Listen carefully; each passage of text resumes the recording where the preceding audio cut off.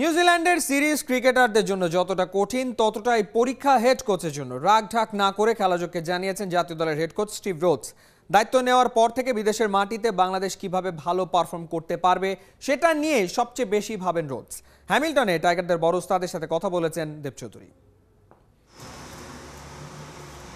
ক্রিকেটারদের সাথে স্টিভ রোডসের সম্পর্ক অনেকটা বাবা ছেলের মতো। ক্রিকেটাররা এই স্নেহকে সম্মান করেন, একই সাথে সমীহ। দায়িত্ব নেয়ার পর রোডসের প্রথম সফর ছিল উইন্ডিজে। টেস্ট সিরিজের যে ধাক্কাটা তিনি খেয়েছিলেন সেটা ভোলেননি। সে কারণে বিদেশে টাইগারদের পারফরমেন্স নিয়ে চিন্তিত head coach. But I think playing games away from home, test matches away from home is a big challenge for Bangladesh. বিদেশে টেস্ট খেলা এখনো বাংলাদেশের জন্য অনেক বড় চ্যালেঞ্জ। দলের সাথে আছি সেও ৮ মাস। কোচ হিসাবে আমার জন্য নিউজিল্যান্ড সিরিজ ক্রিকেটারদের মতোই চ্যালেঞ্জিং।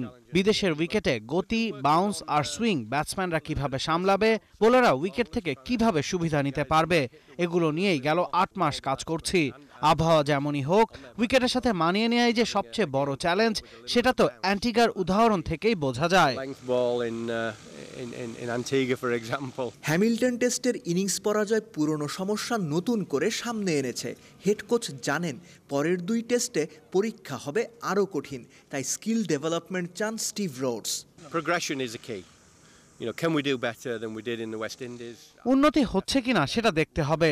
ওয়েস্ট ইন্ডিজে ক্রিকেটাররা যেভাবে খেলেছে সেই তুলনায় নিউজিল্যান্ডে অনেক ভালো পারফর্ম করার কথা। ব্ল্যাক ক্যাপদের সাথে ওদের দেশে খেলা খুবই কঠিন। ওরা বাংলাদেশে গেলে আমরা 4 স্পিনার নামিয়ে দেই। হোম কন্ডিশনের এই সুবিধা সবাই কাজে লাগায়।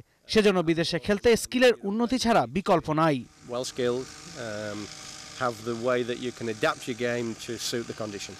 ভেন্যু থেকে ভেন্যু বদল হবে, বদলে যাবে কন্ডিশন আর উইকেট। ক্রিকেটারদের প্রস্তুত করার দায়িত্ব কোচদের উপরেও তাই চাপটা থাকছেই।